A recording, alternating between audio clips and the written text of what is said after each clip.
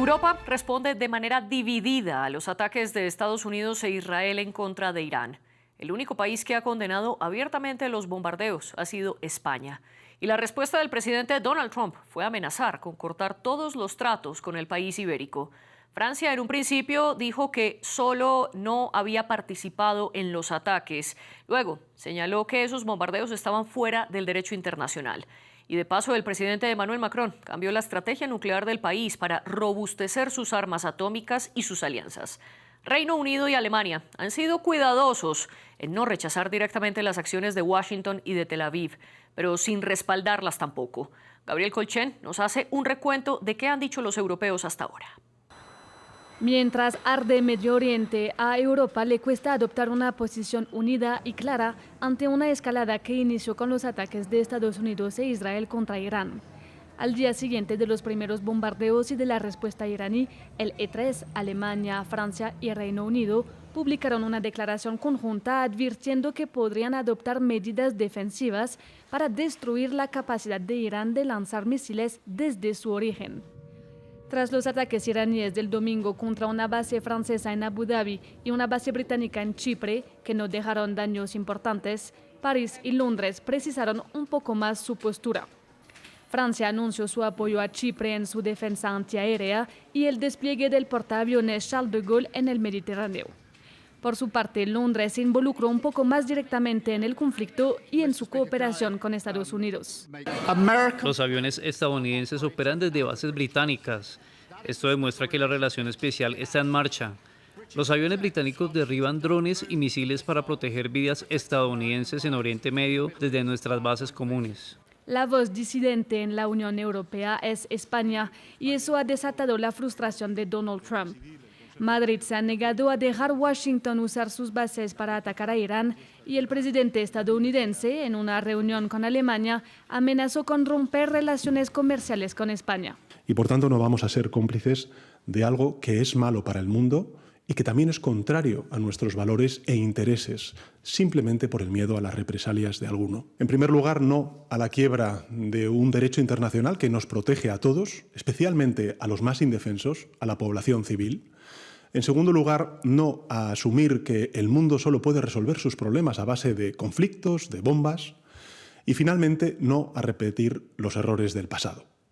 En definitiva, la posición del Gobierno de España se resume en 4 palabras: no a la guerra. Si bien Merz se quedó silencioso ante las amenazas de Trump durante su encuentro, Francia y la Comisión Europea expresaron solidaridad hacia España.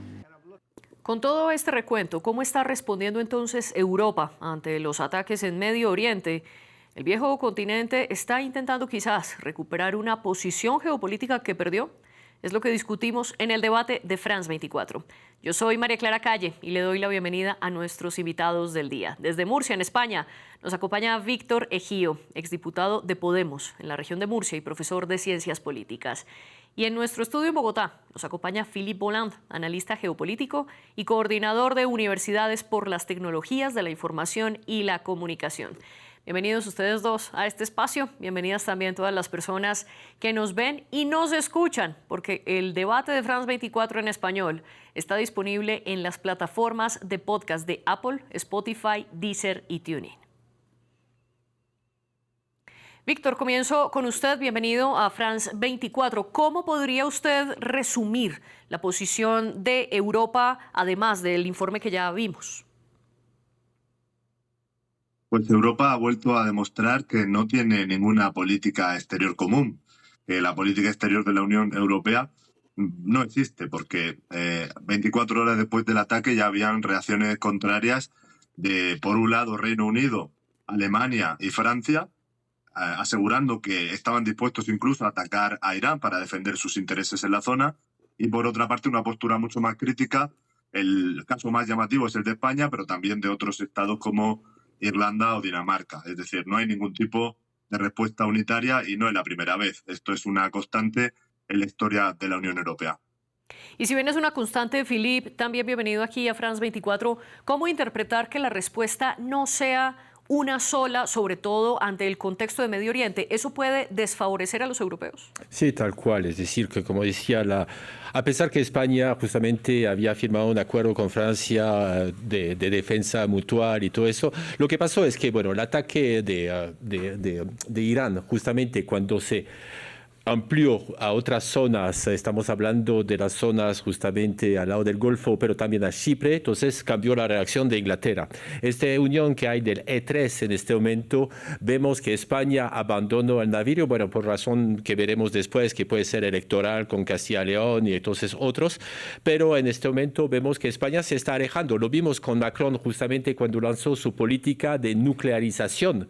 España fue uno de los primeros a decir, no queremos una solución más, ¿cómo se llama?, no tan bélica. Entonces, en este momento no hay una unión ni en economía ni en el tema militar. Y justamente frente a esa respuesta, y simplemente un paréntesis para nuestra audiencia, van a escuchar a lo largo de este debate que nuestros invitados hablan del E3. Este es el grupo conformado por Reino Unido, Francia y Alemania, que fueron los 3 países europeos que hicieron parte del acuerdo nuclear que se pactó con Irán en 2015. Y por ello, sobre todo en este tema que tiene que ver con el gobierno persa, suelen tener una posición al unísono estos 3 países. Philippe, Víctor estaba mencionando que esos 3 países, Reino Unido, Alemania, Francia, han dicho que están dispuestos a desplegar acciones defensivas, es decir, responder si reciben ataques. De protección, por instante de protección, es decir, contra misiles, justamente. Quería regresar a este acuerdo. Sí, solo la pregunta que le quiero formular, Philippe, es ¿hasta qué punto esos 3 países están dispuestos a dedicar militares, defensa antiaérea, bombardeos, jets en todo Medio Oriente? Depende, es decir, que si está atacando lo que vimos en bases francesas o en Chipre, entonces ahí puede despegar. Como digo, hay una cosa a nivel historia interesante, es decir, que frente a Pakistán, porque Pakistán tiene la bomba nuclear y no está considerado como un país en este momento que hay que rechazar, porque justamente Irán hizo el error de firmar los acuerdos de no proliferación nuclear. Entonces, como falló en esto, entonces el conflicto viene en gran parte con esto. Pero lo que digo, es decir, que regresando al conflicto, mientras que, como vimos, que ya empezaron a tocar justamente bases, ahí sí justamente diciendo, vamos a defender y vamos a ver hasta dónde van. Y esa defensa y esa protección, Philippe, ¿hasta qué punto corre el riesgo de convertirse en una ofensiva? Perdón, Víctor. Sí, bueno, me sorprende que el profesor Boland hable del ataque iraní. Hay que poner las cosas en contexto. Y lo primero ha sido una agresión, lo que ha desencadenado todo esto es una agresión de Israel y Estados Unidos, un ataque bilateral, es decir, sí. Al margen del multilateralismo que debe regir la comunidad internacional sin ningún mandato de la ONU, y tampoco es una acción de la OTAN, de la Organización del Tratado del Atlántico Norte. Esto nos recuerda mucho al ataque a la guerra de Irak, que se lanzó en el año 2003, una acción también unilateral por parte de Estados Unidos. En aquel momento España estaba del lado de George Bush. Y esa memoria todavía pesa mucho en el pueblo español, porque un año después sufrimos el mayor ataque terrorista de nuestra historia y el pueblo español se levantó contra aquella guerra. Lo que ha dicho hoy Pedro Sánchez, el no a la guerra, es una consigna que en nuestra historia siempre está muy presente. Ese antimilitarismo o ese intento de evitar las guerras unilaterales de Estados Unidos y en este caso de Israel. Ese es el caso y hay que tenerlo presente. Por supuesto que hay algo de electoralismo, lo ha mencionado también el profesor Boland. La situación electoral para Pedro Sánchez en España no es sencilla. Tiene varios escándalos también de corrupción en su propio partido, pero al margen de eso, en este asunto tiene un gran consenso de la población española y un gran apoyo detrás suyo. ¿Usted quería replicar algo? Sí, el ataque obviamente fue de Estados Unidos y Israel, yo de Israel y Estados Unidos, apoyado por Estados Unidos, pero después el ataque a bases justamente francesas o otros, eso es por eso que digo que ahí cuando Irán atacó, cuando digo Irán atacó es cuando atacó las bases, no estoy hablando del ataque que inició Irán porque no lo inició.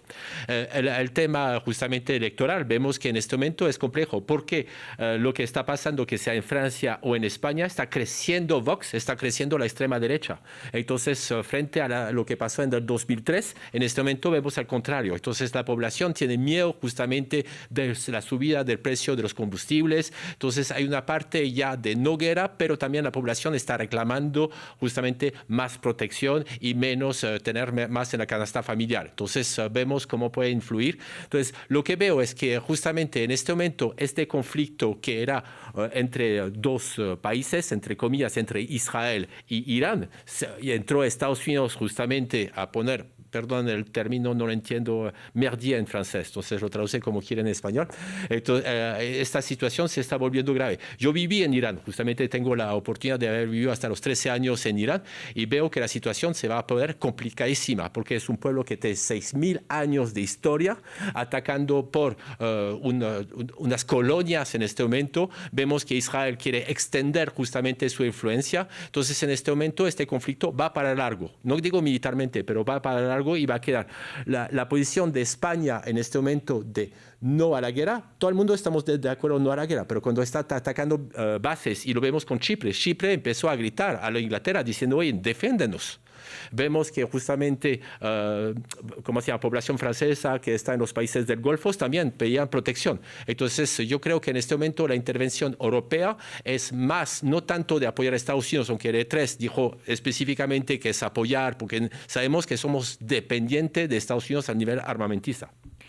Y precisamente ustedes han mencionado en múltiples ocasiones Chipre, simplemente para poner en contexto también a quienes nos ven y nos escuchan. Allí los iraníes atacaron una base militar que tienen los británicos precisamente en Chipre. Víctor, quiero volver sobre ese punto que ustedes mencionaban, las elecciones. ¿Qué tanto los comicios internos de cada país o también la baja popularidad de los dirigentes es lo que está influyendo la reacción de los primeros ministros, los jefes de gobierno, los presidentes en Europa, o qué tanto es porque realmente les preocupa lo que ocurre en Medio Oriente? Todos los presidentes tienen intereses electorales, es decir, también Macron se juega mucho ahora en las elecciones municipales francesas, Pedro Sánchez, bueno, tiene unas elecciones, no tanto en Castilla y León, no tanto unas elecciones regionales, como unas futuras elecciones generales en un año aproximadamente, más o menos, que también son muy importantes. Y Donald Trump también tiene la midterm en noviembre. Al final, todos los presidentes están sometidos al mismo criterio, como la Realpolitik, al éxito. Y eso explica también el cambio de postura, ¿no? Macron, por ejemplo, Francia, inmediatamente después del ataque, justificó el ataque y, bueno, vino a decir que estaba dispuesto a involucrarse, a defender sus intereses en la zona y se había confirmado la muerte del ayatolá Jomeini unas horas antes, ¿no? Parecía que esta operación iba a ser una operación quirúrgica muy rápida, pero no ha sido así, con lo cual ya estamos viendo cómo algunos estados europeos, incluida Francia, hoy están diciendo que es una operación ilegal al margen del derecho internacional. Este cambio de postura tiene que ver con las predicciones que cada presidente está haciendo sobre el futuro de esta operación. Nadie va a querer involucrarse, nadie va a querer asociarse a Donald Trump, a Estados Unidos, a Israel, si esta guerra se va a eternizar y va a tener un fuerte impacto en las economías domésticas. Eso estoy seguro. Si hubiera sido una operación quirúrgica, perfecto. Muchos líderes europeos se habrían sumado, habrían felicitado a Donald Trump, pero parece que no va a ser el caso. Y, Philippe, según su análisis, ¿cuál puede ser el costo para Macron y para la centroderecha francesa en los comicios que están por venir si deciden respaldar a Estados Unidos e Israel y también si deciden unirse a los bombardeos en contra de Irán? Bueno, primero justamente lo que dijo del nuclear. Francia, vimos que las extremas derecha y hasta la derecha empezó a rechazar esto porque quería una soberanía nacional. Entonces la idea de la Unión Europea de Defensa está en contra. Lo que vemos en este momento es justamente el miedo, como decía, de atentados o de otro, hace que la gente busque seguridad. Entonces lo vimos en Toulon y en Marsella, está creciendo justamente la extrema derecha. Entonces eso es un peligro, lo vamos a ver en las elecciones como el 15 de marzo. Entonces hay dos elecciones que sean en España o en Francia. Entonces ahí va a ser el medidor. Lo que vemos en este momento es que la gente obviamente rechaza la guerra porque sabe que guerra, lo vimos con Ucrania, guerra es subida de los precios de materias primas, de energía, entonces ya hay un rechazo total. El problema es que con el tema de seguridad también, entonces se está confrontando esos dos. Vemos, yo digo en este momento, como pensaba, yo estoy de acuerdo que todo el mundo, muchos pensaban que la guerra iba a ser súper corta. Entonces, lo que pasó en Venezuela, cortamos unas cabezas y listo, bye bye. Irán no es así. Ayatolas hay miles, entonces es casi imposible y estamos hablando de fuerzas bastante importantes, más de 1 millón de personas, casi 600.000.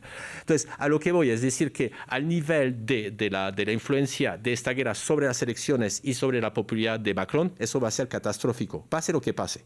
En este momento, es decir que de un lado España está diciendo no la guerra, a Francia sí, pero protegemos. Yo creo que estas dos reacciones, no importa la reacción, va a ser catastrófica porque justamente de un lado u otro la extrema derecha está creciendo. Una guerra sirve para esto. Y volvamos a esas 4 palabras que dice Pedro Sánchez, que son la postura de España, no a la guerra. Víctor, ¿hasta cuándo Madrid puede mantener esa postura y si esto podría llegar a cambiar en caso tal de que los iraníes ataquen las bases militares que España tiene en la región? Algo que quizás sea improbable porque Irán ya ha salido a reconocer y a felicitar la postura de los españoles. Es improbable, Irán no va a atacar bases europeas. De hecho, no está ni siquiera claro que el ataque a la base en Chipre haya sido por parte de Irán. Se está dudando en estos momentos. Lo que sí discrepo es que aquí nuestra ultraderecha es bastante particular, es una ultraderecha muy trumpista, muy seguidora de Donald Trump. Por eso Pedro Sánchez tiene un especial interés en contraponer, ¿no? Oponerse a Donald Trump y a la ultraderecha, a Vox, que aquí ha apoyado totalmente este ataque y está apoyando toda la política exterior de Donald Trump. Incluso viajaron a Israel para encontrarse con Netanyahu, sus portavoces, a diferencia de la extrema derecha francesa, que tiene una postura un poco más nacional. Aquí es muy seguidista de Estados Unidos. Por eso Pedro Sánchez quiere presentar las próximas elecciones como un referéndum en política exterior, porque no puede hablar mucho de política doméstica. Claro, eso implica que ya hay en la opinión pública le piden ir más allá. Hay un sector de la población que dice, bueno, si no estamos a favor de estos ataques, si no vamos a permitir que Estados Unidos use las bases de Rota y Morón, ¿qué sentido tiene hoy formar parte de la OTAN cuando Estados Unidos está actuando unilateralmente, continuamente, cuando Donald Trump se está saltando el derecho internacional, cuando solo quiere que los socios de la OTAN paguen, pero no consulta, no toma decisiones en conjunto? Ese es un debate que parecía increíble hace 3 años, 4 años, pero que ahora mismo se está produciendo en la opinión pública española. Usted dice que ahora se abre la pregunta si vale la pena o no pertenecer a la OTAN, pero yo le devuelvo la pregunta, Víctor. ¿Acaso en este contexto de guerra no se hace más valioso pertenecer a la OTAN? Y lo vimos con Turquía. Turquía está diciendo que detuvo misiles iraníes gracias a la defensa de la OTAN. Y también cómo interpretar, en caso tal de que Irán sí haya lanzado esos misiles, cómo interpretar esa agresión contra el único país que tiene bases militares estadounidenses en la región, que no había sido atacado por Irán hasta el momento y que además ha intentado mediar entre Estados Unidos e Irán en múltiples ocasiones. Sí, no está claro a esta hora la autoría de esos ataques. En cualquier caso, bueno, los países que están sufriendo esos ataques son países que tienen bases estadounidenses sobre el terreno. Yo quiero recordar que en las 2 guerras mundiales España siempre tuvo una posición de neutralidad, con gobierno totalmente distinto, muy distinto, y que nuestra política exterior se basa en ese principio. Ahora mismo, gran parte de la opinión pública española percibe la OTAN, percibe asociarse a Donald Trump como un motivo de mayor inseguridad, incluso siente mayor inseguridad por las acciones que pueda tomar Donald Trump. Se está hablando en las últimas horas de una ruptura de las relaciones comerciales, de un embargo. Siente más miedo por eso que por las acciones que pueda tomar Irán contra nuestro país, que son muy probables. Y en medio de todas estas diferencias entre cada país, entre cada partido, entre cada líder, Philippe, quiero preguntarle, ¿qué es lo que más le conviene a los países europeos? ¿Seguir manteniendo esa política exterior individualizada sin pensar en bloque o quizás intentar buscar una respuesta en conjunto? Buscar una respuesta en conjunto, es decir, que la OTAN ya no existe, porque el Tratado del Atlántico Norte, aquí estamos hablando de más de Atlántico Norte, está muy enfocado justamente en el sector Pacífico y otros. Entonces, lo que vemos es que la defensa europea tiene que ser común. Eso es el complique en este momento porque dependemos tecnológicamente para comunicación y otros de Estados Unidos. Recordamos que Francia había salido de la OTAN a patadas. De Gaulle los sacó y los mandó a Bruselas. Pero Sarkozy fue el que regresó justamente a la OTAN. Nosotros tenemos una base de OTAN bastante importante justamente en el sector aeroespacial. Es por eso que justamente Francia está apoyando. Pero como digo, Francia nunca ha sido en favor de la OTAN. Es decir, que solamente últimamente con Sarkozy que volvimos a entrar en esta gran cosa, como le llamaba el general de Gaulle. Entonces, pero el tema de la defensa común, sabemos que es el tema principal de Macron. Macron lo que quiere y lo que Estados Unidos le está impidiendo es unir justamente los países europeos. Por eso que el acuerdo que se firmó en 2023, creo que en Barcelona, en España, justamente entre España y Francia. Entonces, para tener justamente este enlace, que finalmente lo vimos con el tema nuclear, rechazaron los españoles, pero 8 países europeos dijeron que sí. Entonces, las operaciones conjuntas que va a haber con Alemania. No olvidemos que nuestro primer aliado y los que fundaron la Unión Europea es Francia y Alemania. Entonces, con la CECA. Entonces, ahí este eje se está volviendo. Vemos que está participando bastante, a pesar que salieron justamente de la Unión Europea los ingleses. Entonces, por eso que en este momento se habla del E3, yo creo que es el eje más fuerte en este momento. Los dos países militarmente más preparados es Inglaterra y Francia. Entonces, ahí están justamente apoyados. Alemania, obviamente, se salió con tratados, por ejemplo, del avión, porque ahí eso más de propiedad intelectual, porque hay empresas privadas, Dassault no quería, entonces el know-how, pasarlo de un lado a otro, entonces eso es otros problemas, pero sí se está construyendo. Vimos justamente con el tema de Groenlandia, entonces los ejercicios en común con Dinamarca, entonces ya se está empezando a consolidar justamente una fuerza europea, sabiendo que Estados Unidos en este momento no sabemos dónde van, no sabemos lo que pide, decirle que van a hacer sanción a España es totalmente absurdo. Bueno, salió a resaltar Macron, pero en realidad no es el que toma la decisión, es la Comisión Europea. Entonces ahí vemos que la Europa no va a dejar justamente uno de sus miembros, que no es fundador, porque entraba en 92 justamente, pero bastante importante, que España, que sea rechazado por Estados Unidos. Entonces la política de Trump es una política, yo diría, casi mafiosa en este momento, de tratar de asustar a las personas, y el susto, bueno, Inglaterra con sus bases. Por eso que Chipre hay que averiguar lo que pasó, porque justamente eso es Inglaterra, que dijo que no iba a utilizar sus bases, autorizó con el tema de Chipre. Y más adelante vamos a volver sobre ese punto de la postura de Washington, y también quiero que incluyamos al canciller alemán Friedrich Merz y su viaje a la Casa Blanca. Pero antes, volvamos, Philippe, sobre eso que usted estaba hablando, y es la nueva estrategia nuclear por parte de Francia. Ante primero la guerra en Ucrania y ahora todo lo que está ocurriendo en Medio Oriente, el presidente Macron cambió por completo la estrategia nuclear del país y ahora está intentando hacer alianzas para enviar armas nucleares a diferentes países de la Unión Europea bajo el control de Francia. Aquí hay que recordar, Francia es el único país de la Unión Europea que tiene armas nucleares. No es el único europeo con armas nucleares, pues también está Reino Unido por fuera del bloque de los 27. Sin embargo, están trabajando de manera conjunta, o al menos así lo ha dicho Emmanuel Macron. Pero quiero preguntarle, Philippe, ¿qué tanto riesgo hay con esta nueva política de una disuasión avanzada, como lo llamó Macron, y ahora Francia prolongando un poco su sombrilla de protección nuclear a otros países de la Unión Europea? ¿Acaso está aumentando entonces el riesgo de una guerra nuclear? No, yo creo que justamente aquí hay un debate bastante. Nosotros habíamos dejado de la proliferación desde el 92. ¿Ya? Ahorita ya es nuevo en la mesa de justamente decir vamos a continuar con la proliferación nuclear. Vemos con el tema nuclear es lo que asusta justamente de Irán en este momento, lo que asusta de países como Pakistán o Israel.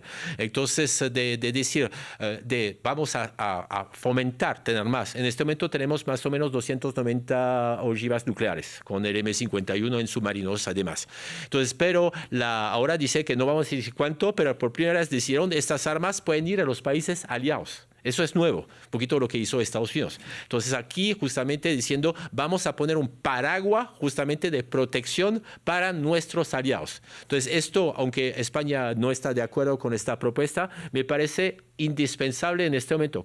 De todas maneras, con las cabezas que tenemos, con las cabezas que tiene Estados Unidos y Rusia y otros, se puede destrozar al planeta. Entonces no es 5 más que van a cambiar las cosas. Pero decir que justamente la podemos distribuir y que ahora vemos una defensa común, eso me parece extraordinaria, porque justamente mostramos que los que fundaron la Europa actual, ya la Unión Europea, son países en paz. Entonces tenemos que continuar con esto y vemos que la disuasión francesa puede apoyarlos. ¿Y cuál es su postura sobre este tema, Víctor? ¿Necesita España estar dentro de ese paraguas nuclear que está ofreciendo Francia o eso implica algún riesgo? Yo quiero pensar que en pleno siglo XXI los problemas del mundo no se pueden solucionar con bombas nucleares. Me parece un retroceso gravísimo a los tiempos de la Guerra Fría. Yo creo que Europa puede ser mucho más inteligente. Su comercio con Estados Unidos alcanza pues 1,68 billones de euros, es una auténtica barbaridad y tenemos muchas armas si actuamos conjuntamente para defender nuestros intereses estratégicos. No creo que las armas nucleares sean la mejor forma. Para mí, este acto de Macron, cantando la Marsellesa con un submarino nuclear detrás, me parece más un acto de propaganda electoral, un gag, que una propuesta seria. No, y tampoco, la verdad es que no creo que Francia esté dispuesta a distribuir su arsenal nuclear entre el resto de socios europeos. No lo veo una propuesta realista y, como digo, me parece incluso hasta peligroso creer que precisamente seguir el ejemplo de Irán sea lo que tiene que hacer la Unión Europea. Además que es un principio, bueno, una hipocresía total. ¿Con qué razón vamos a exigirle a Irán que se desarme, ¿no? Que no puede tener la bomba nuclear, cuando nosotros estamos diciendo lo contrario, que vamos a multiplicar nuestros arsenales? Esto solo va a conllevar una escalada total. Y es la continuación de la decisión de Donald Trump de haber dejado expirar el New START, el último pacto, el último compromiso para la no proliferación nuclear, que el pasado 5 de febrero expiró. Desde entonces el mundo ha entrado en esta espiral. Y ahora quiero preguntarle, Víctor, sobre cómo entiende usted la respuesta de otros países y aliados europeos, respondiendo también a lo que ha dicho Pedro Sánchez, porque una vez el jefe de gobierno español dijo no a la guerra y señaló que no iba a permitir que sus bases militares fueran utilizadas por las fuerzas estadounidenses y que rechazaba esos ataques de Washington y de Tel Aviv en contra de Irán, Donald Trump respondió diciendo que le había ordenado a su secretario del Tesoro cortar todo trato con España. Justo un día después, el canciller alemán Friedrich Merz viajó a Washington a reunirse por segunda vez en la Casa Blanca con Donald Trump. Allí, luego, los periodistas le preguntaron cuál había sido su postura, la de Alemania, frente a España y si lo iba a defender o no como miembro del bloque de los 27. Merz, solo ante las preguntas de los periodistas, pues antes no lo había mencionado, señaló que a puerta cerrada le había dicho a Donald Trump que los negocios eran con la Unión Europea, que no podía tomar ninguna decisión unilateral en contra de España. Y posteriormente, von der Leyen y el mismo Macron hablaron telefónicamente con Pedro Sánchez. ¿Esto es un respaldo suficiente o debajo sigue esa división profunda de la Unión Europea? Aquí la postura de Merz ha causado una gran decepción porque tenía al lado a Donald Trump en el despacho Oval diciendo que iba a tomar medidas contra España, un embargo, y parecía que estaba dándole la razón, ¿no? Que él apoyaba esas medidas para que España cumpliera también el límite de gasto, llegar al 5% del presupuesto para la financiación de la OTAN. Por eso ha causado una profunda decepción. También porque a nivel histórico parece que las tornas se han vuelto, ¿no? Cuando la guerra de Irak era España la que apoyó a Estados Unidos. Aznar estaba entonces en el gobierno, José María Aznar. Y la oposición vino precisamente de Alemania y de Francia, de Schröder, y creo que el presidente francés en aquel momento era Mitterrand. Y hubo una oposición contundente a la acción unilateral de Estados Unidos a la invasión de Irak. Y ahora vemos justamente lo contrario, que España es la que muestra una política exterior soberana, incompleta, porque hay una parte de la izquierda, como Podemos, que exige ir más allá y replantearse la OTAN, pero una política soberana. Y en cambio estamos viendo como países como Alemania o Francia, que en el pasado tuvieron una política mucho más autónoma y marcaron esa línea de no apoyar ninguna guerra no amparada por la ONU o no que estuviera fuera del marco de la OTAN, pues vemos cómo tiene una postura mucho menos crítica. Pero como digo, puede ir evolucionando en el curso de los días si Estados Unidos no tiene éxito. Philippe, ¿cómo entender ese cambio de postura del que habla Víctor? ¿Acaso Francia, Reino Unido y Alemania temen en respaldar a España porque Washington tenga una represalia, por ejemplo, con aranceles? No, hay dos cosas. Primero, el gobierno era Mitterrand, pero el que manejaba el poder, porque estamos en cohabitación, era Jacques Chirac, entonces el gobierno de derecha. Lo que podemos decir aquí es que justamente, yo creo que lo tomaba como chiste.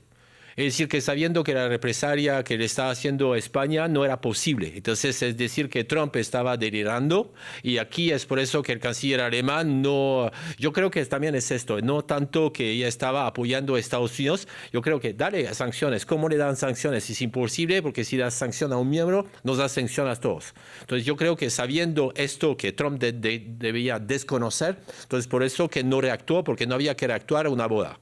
Entonces, eso es lo primero. Después, justamente, sabemos que en Trump hay que decirle sí. Entonces, está feliz, entonces lo vemos cómo está llegando, darle su regalito y todo eso. Entonces, en que lo que se está diciendo en la Casa Blanca lo está haciendo lo mismo en este momento los representantes, los presidentes o secretarios de Estado, ¿cómo se llama? En este caso, canciller. Entonces, frente a Trump, decirle lo que quiere escuchar, más bien. Entonces, no creo que Alemania aquí quiso justamente tomar la defensa de Estados Unidos frente a España, eso no lo creo, porque creo que justamente Alemania en este momento está justamente en este bloque, lastimosamente no está España acompañando, pero el bloque es un bloque que se está consolidando en Europa. Sabemos que justamente el apoyo de Estados Unidos no lo tenemos. Ya las relaciones entre Europa y se vio con el tema de los aranceles, que justamente fue un choque cardíaco para varias empresas. El tema de hacer un bloqueo a España, de todas maneras pueden pasar por Francia, puede pasar por otro lado, entonces es absurdo. Es decir, que era una cosa absurda que está diciendo Trump, que no tiene sustento ni legal ni es posible ponerlo en marcha. Pero usted dice, ya sabemos que Europa no tiene el respaldo de Donald Trump. Y por otro lado, dice que al presidente estadounidense hay que decirle sí. ¿Por qué hay que decirle sí si precisamente ya saben que no cuentan con el respaldo de Washington? ¿Acaso están temiendo los jefes? Necesitamos Washington. Pero ¿acaso temen los jefes de Estado que les pase lo mismo, la humillación ante cámaras que ocurrió con Zelensky? No, no creo. La humillación que pasó con Zelensky no creo que se atrevería a hacerlo con alguien europeo. Es desde Zelensky, es decir, que él había dicho que quería terminar esta guerra justamente en pocos días y como no lo logra, está bravísimo Trump. Entonces, y mostrar que era el jefe que podía mandar y tratando de ¿cómo se llama? Mostrar a Zelensky, ya quédate quieto, haga lo que quiero, porque ¿cómo se llama? Y mis propuestas era acabar en una semana, lo que había dicho, acabar una semana la guerra en Ucrania. Viene a ser peor en este momento. Y con el conflicto que está pasando, que no tiene armas, puede ser catastrófico. Entonces, la humillación no creo que lo vuelva a hacer con otro jefe de Estado. Eso sí podría ser justamente, si lo hace con un europeo, puede ser catastrófico con la relación entre Estados Unidos. Y Estados Unidos depende también parte de Europa. Y con la disminución del apoyo de Estados Unidos hacia Europa, Víctor, ¿no debería entonces el bloque de los 27 conformarse precisamente como un bloque y mostrar unidad? España no está dividiendo por lo menos aún más en su política exterior y en esa división dejando más expuestos a los europeos. Bueno, es que España piensa que su postura debería ser la postura común en la Unión Europea, del resto de socios europeos, y una postura menos acrítica con Donald Trump. En el caso de Alemania es que no solo influye la falta de reacción de Merz, sino que, bueno, para ellos también es una cuestión muy difícil negar el apoyo o separarse de cualquier acción que emprenda Israel por una cuestión histórica. La Schuldfrage siempre está presente, la memoria del Holocausto, y es muy complicado que un canciller alemán pueda discrepar de una acción que en último término responde a los intereses de Israel. Marco Rubio vino a decirlo así, que ellos eran conscientes de que Israel iba a atacar a Teherán, que iba a atacar a Irán y que Estados Unidos tenía que seguir ese ataque preventivamente. Entonces esto también pesa mucho en que cada país tenga una postura distinta. Se ha visto también con el genocidio en Gaza. Es decir, que la Unión Europea se ha dividido, algunas decisiones responden a esas, factores históricos. En España, en concreto, pesa mucho la memoria de los atentados del 11M. Esos atentados en los que murieron 184 personas y hubo más de 1.800 heridos. Y Philippe, en su postura, las respuestas individuales explican precisamente por esa historia. ¿Debería haber una respuesta en conjunto en un minuto? Para mí debería haber una respuesta, pero el problema es que hay intereses políticos, hay intereses hay egos, entonces es imposible de tener una postura y lo vemos. No es por fin, justamente gracias a lo que está pasando, pongo gracias entre grandes comillas, es decir, que permite que puedan dialogar. En este momento ya hay un diálogo, están buscando un consenso europeo que nunca había. Es decir, que había Alemania, como decía, que seguía a Estados Unidos, ahora obviamente está siguiendo a Israel por la razón que se ha dado, pero el problema es que nunca había una unión, es decir, que la unión era comercial, era Schengen, pero el tema de defensa es el gran sueño de Francia. Justamente Francia quiere liderar este tema, España no está de acuerdo, pero de tener una defensa común europea, eso es a lo que tenemos que ir. Bueno, así terminamos el debate de hoy. Víctor Ejío y Philippe Bohland, les agradezco profundamente su participación en este programa. La jefe de edición fue Laura Garzón. La productora de invitados, Melissa San Miguel. Gracias a quienes están detrás de cámaras haciendo esto posible y a ustedes por vernos y escucharnos.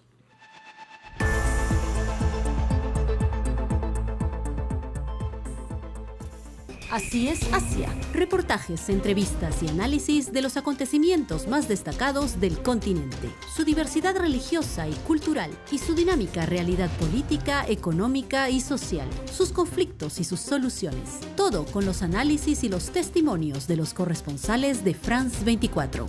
Así es Asia, presentado por Paula Jiménez Correa en France 24 y france24.com.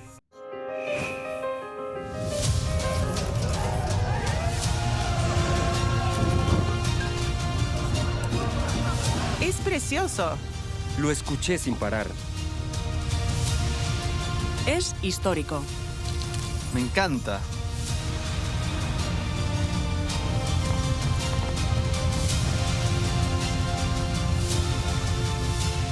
La cultura resuena todos los días en France 24.